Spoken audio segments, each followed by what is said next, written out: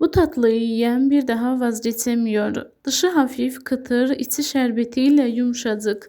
Efsanevi Şam tatlısı ilk lokmada çocukluğumuza götürüyor. Az malzeme, zahmetsiz yapım ama sonuç tam bir lezzet bombası. Hamur atmak yok, uğraşmak yok. Sadece karıştır, dinlendir ve fırına ver.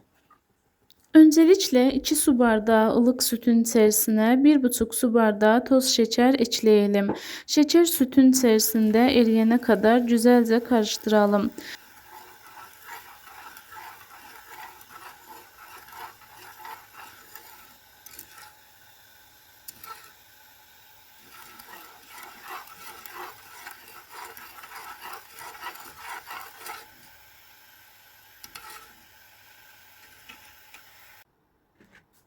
Diğer tarafta yoğurma kabına 5 su bardağı irmik, 1 tatlı kaşığı karbonat ekleyelim.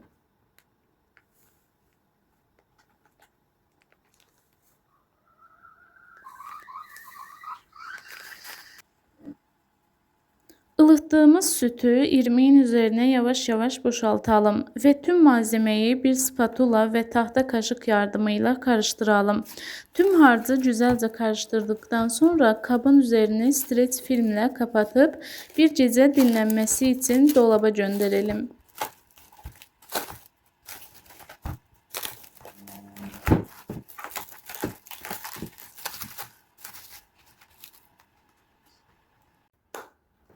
Yeterince dinlendirdiğimiz irmiği dolaptan çıkarıp 15-20 dakika bekletelim.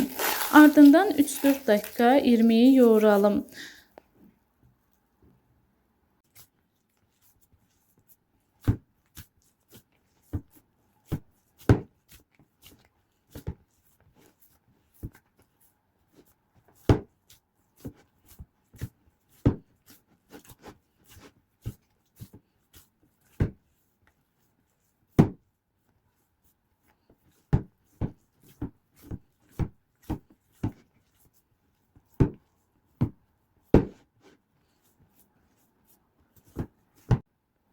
Daha sonra tabanını yağladığımız fırın tepsisinin içerisine hamur boşaltalım.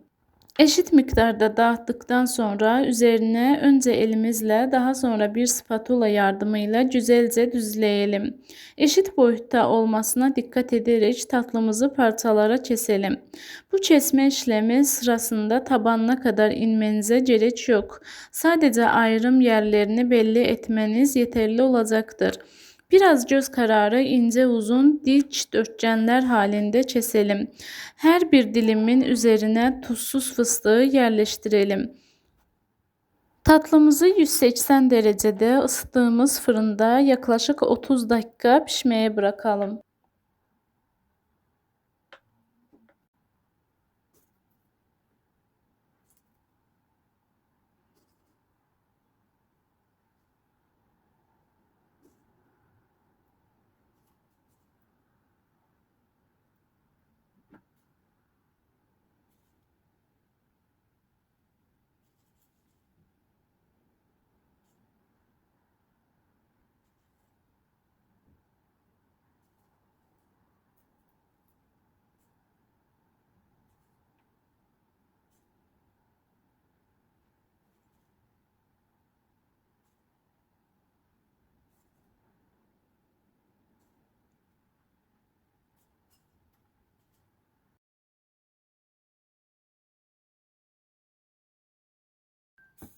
Bu sırada tatlının şerbetini hazırlayalım. 4 su bardağı toz şeker ve 3 su bardağı suyu tencereye alarak karıştıralım.